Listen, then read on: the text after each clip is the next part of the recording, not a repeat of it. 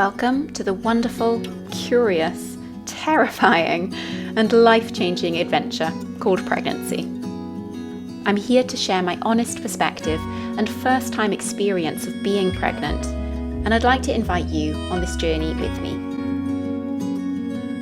Hi everyone, welcome to my channel. My name is Ali, and obviously by the name of this title, I wanted to share my pregnancy journey. I still can't believe that I can actually say that I am pregnant. This is my first time to go through any of this whole experience, and when I tried to look online, I found that a lot of the pregnancy stories were more from professionals giving advice and nutrition tips and what's happening to your body and your baby at this time. So what I want to do here is just share my really honest opinion, experiences and story. So I hope this is helpful for you. If you're pregnant, whether first time or after a couple of times, massive congratulations to you. I know that it can be a time of great emotion, you know, positive and happy, but also really scary. And can I take care of another human being when my plants don't even stay alive? So I just want to share really honestly with you, and I hope that this helps someone out there feel more supported and connected. So I want to talk a little bit about my story, my health journey basically, what happened when I got pregnant, and my physical and emotional experiences. So how I kind of knew that I might be pregnant.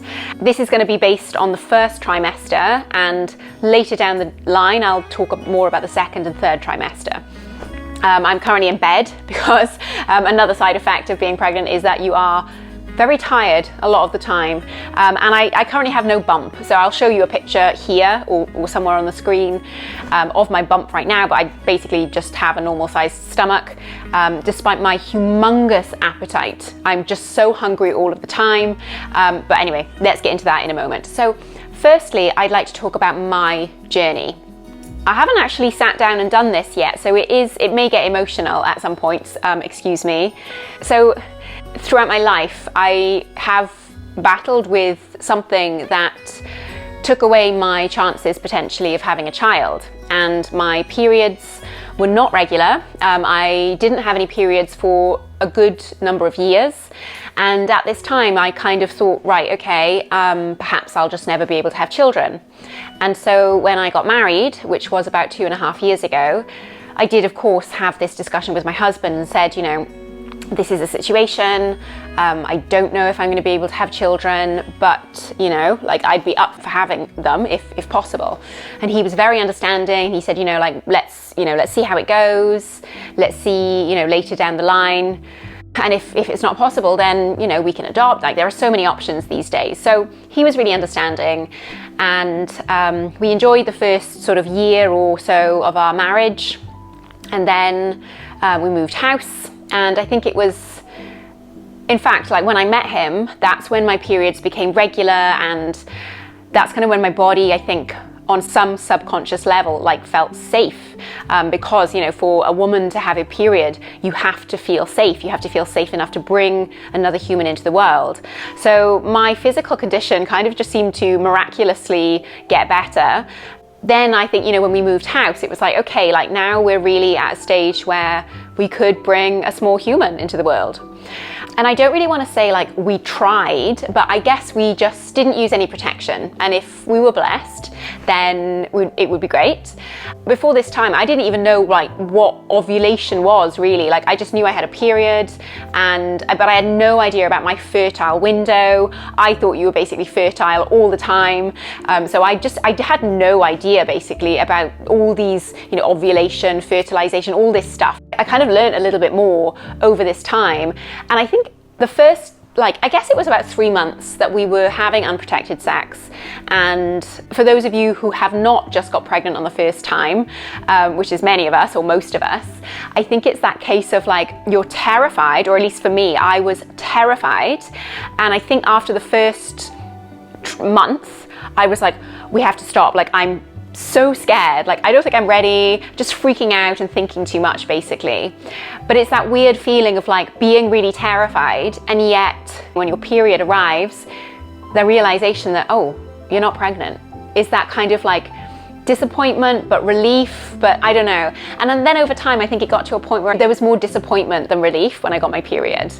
So I did a bit more research as to when my fertile window was and arranged a very nice getaway so that we could just relax and escape real life. And so we did, and we enjoyed. Then, the weeks went by, and it coincided with the time that my family from the UK came over to Japan, where I live, and came to celebrate my wedding. So despite the fact that my husband and I had been married for 2.5 years, we couldn't do the ceremony because my family are very important to me, and to have them here was extremely important. So finally, this month, we were able to celebrate. So we've been busy, we've been doing things, and a little bit stressed and busy, as you are before your wedding and before your whole entire family just like land on this side of the globe. So we're doing lots of things, and I think one day I was kind of like, oh, my period should be now. And gave it a few more days, with stress. Sometimes the period doesn't come on time. And I think it was a Wednesday morning, and I woke up and I was like, So I went off to the bathroom with my pregnancy test, and there was a very faint line, and I was like, oh my God, I think I'm pregnant. But I didn't jump. I'm the kind of person where I won't celebrate something until it's officially here. I won't get excited about things until it's right in front of me.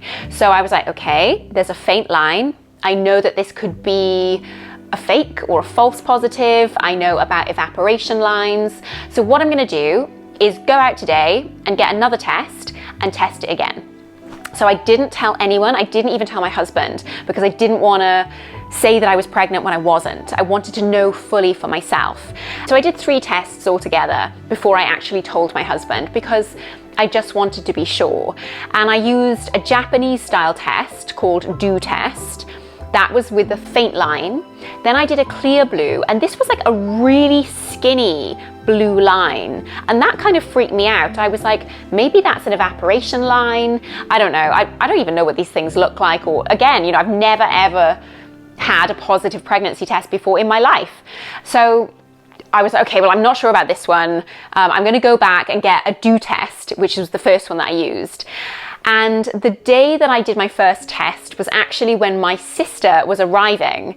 So it was just like, it was really intense. And because I wasn't sure, I just kept it to myself. And I said to my sister, I've been sick recently, which I had, with a flu, or at least I thought it was a flu, but that's another symptom of pregnancy as well, which I did not know, but coming to that later. So I said to her, listen, I've been pretty sick recently. I want to go easy on the booze. And she's like, okay, fine.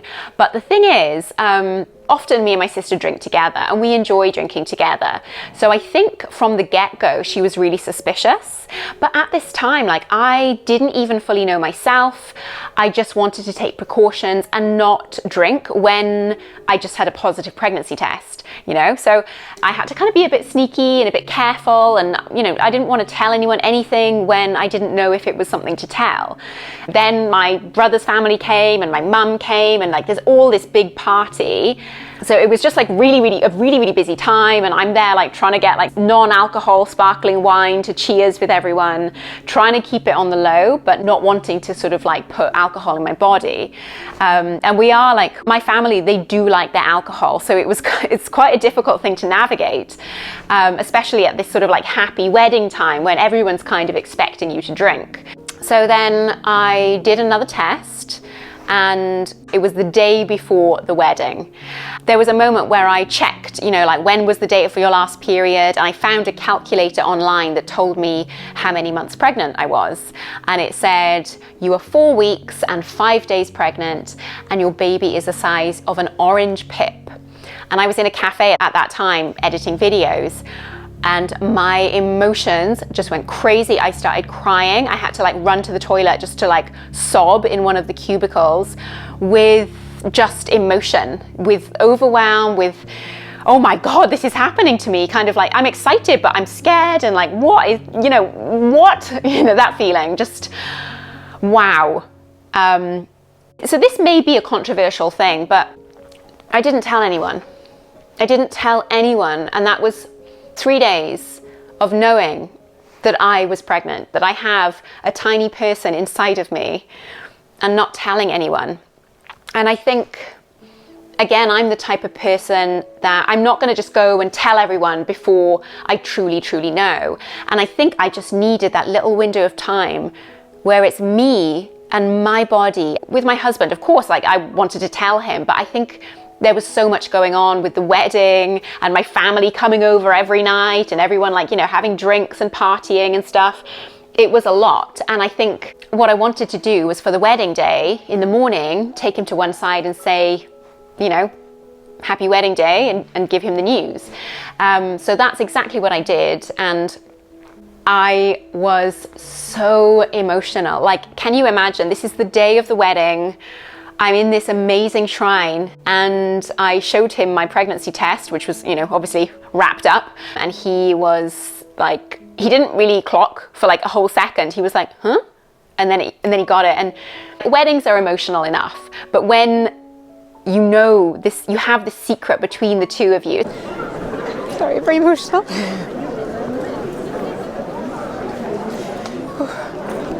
Well, happy wedding day. I want to give you something.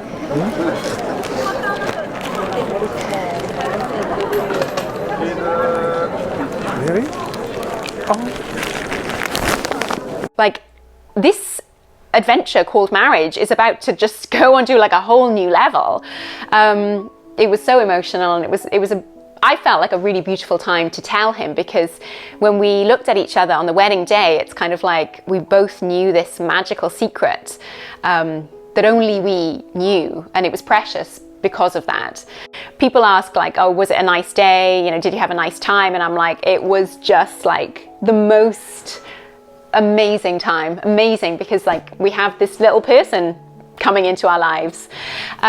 Saying that though, like, the first trimester can be quite nerve-wracking, because of course all of these things are happening to your body. The prospect of your life completely changing is there suddenly, and of course I'm aware that miscarriage is a potential. You know, it could happen.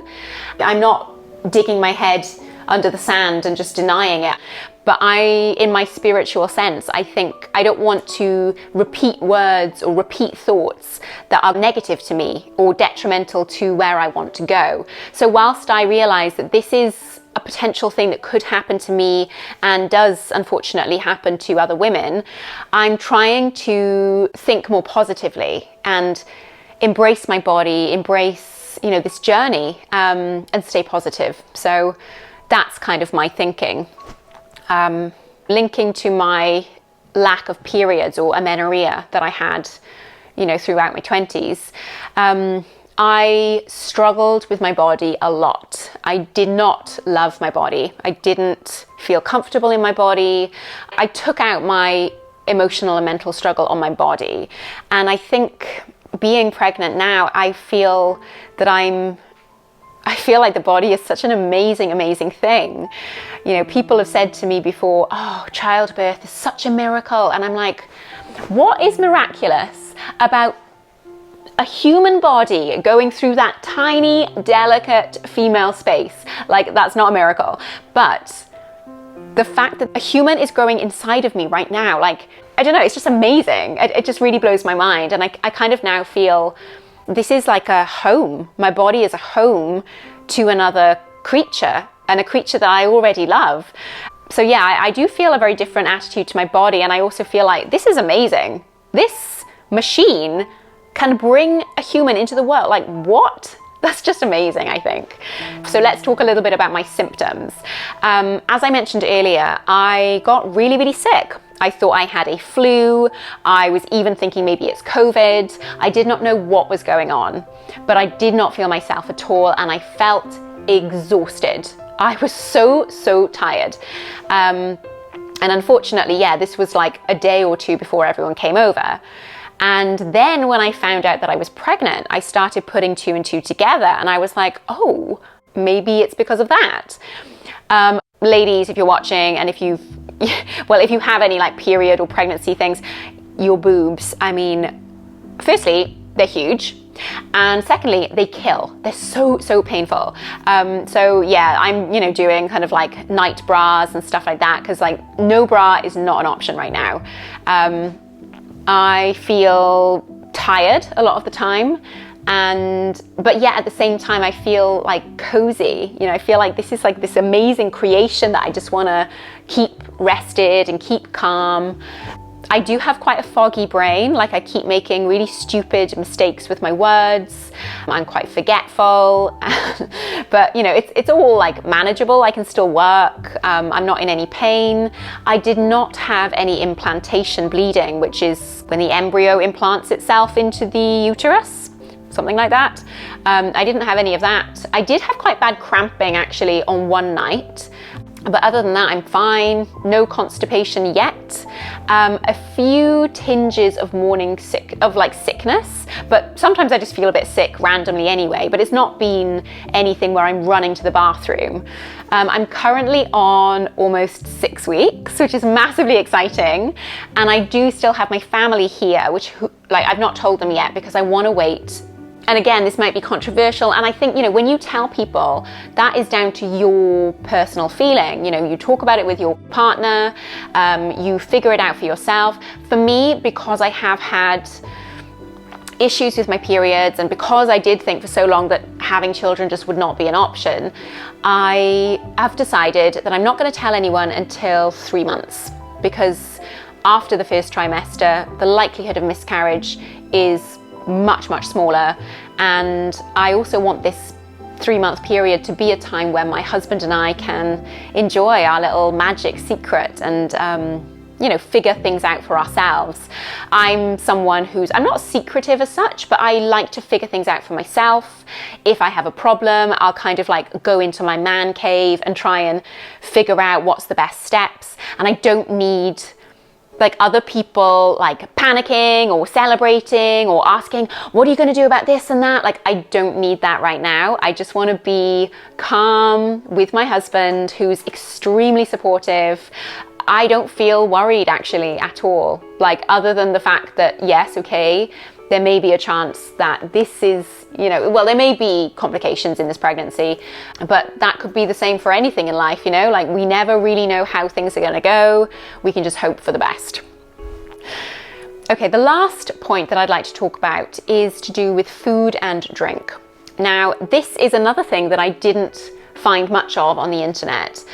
It's to do with alcohol. So my husband and I'd say we're pretty big drinkers. I mean, we drink alcohol basically every night, which sounds kind of crazy, but in Japan it's pretty normal. We have like a whiskey soda or wine or something like that, but it's our kind of routine. And when we discussed about getting pregnant, I was like, oh my God, it's going to be so hard to give up alcohol. Like, how am I going to do it? Because I was always up for a drink. And I'd research, like other people talking about how did you deal with quitting alcohol whilst you were pregnant, and most of the things I found were just like very neutral, like there is no safe amount of alcohol to drink during pregnancy. And I get that. So like for anyone that's like thinking about getting pregnant and is nervous because you love drinking, for me personally, I would say that I think on the Wednesday morning when I took the test, it wasn't like, oh, but I really want to drink. I just didn't feel like it. I think it was that same feeling of like, this isn't just my body anymore. This is like a home for a very precious creature. So I don't want to put alcohol in the body, because basically this tiny little thing feels the same thing that you feel, because the blood, it's all connected. So I personally chose that I don't want to drink alcohol. I don't feel like drinking alcohol. I kind of miss, like being a bit wild and stuff, but I'm fine, I don't need it, and this craving for it has just evaporated, which is amazing. So yeah, I was concerned about like, can I survive 9 months, if not more, without alcohol? But I've decided that yeah, I actually can. And another thing with food, I live in Japan, so this is like the sushi capital. This is the sushi place of the whole world. Sushi, like sashimi, even like raw egg, they love raw egg. And I have decided, this is another controversial thing, but I've decided to continue eating raw fish. I'm going to avoid high mercury fish, which I actually don't eat very much of anyway. That would be things like dolphin and shark and whale and those kinds of things, which I just don't eat anyway. So I'm going to stay away from the mercury, but I'm going to continue eating sushi and sashimi. In Japan, eating these things is actually not considered bad for pregnancy. It's actually considered a really healthy part of prenatal care. And I also don't eat meat. So I think, for me, with my history, with food issues and stuff, I want to be 100% sure that I'm having enough protein, enough carbohydrate, enough healthy fats to keep my body a strong machine for the two of us, So that's what I've decided. Maybe some people will disagree, but it's my body, and I'm going to check what the healthcare professionals would advise. But as far as I'm aware, women in Japan do not stop eating sashimi and sushi because they're pregnant. The quality of fish here is always excellent. And whilst I'm not going to be eating things like oysters, I think our little, tray of sashimi is perfectly safe.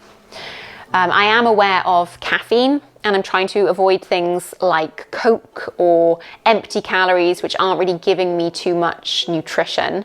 But other than that, I don't really plan to change my diet too drastically.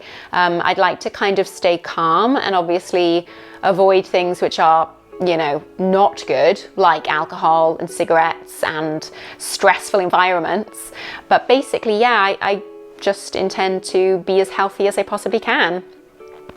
Okay, that was quite a long one. Sorry about that. But I hope it was informative. Do let me know if you have any questions, and feel free to check out trimester 2 and 3. I will be keeping you updated with my progress. Wish me luck. And to any of you newly pregnant ladies out there, or if you're thinking about getting pregnant, I wish you the best of luck for your journey. Let's enjoy the next chapter of our lives, I guess. All right, thank you for watching today, and until next time, bye bye.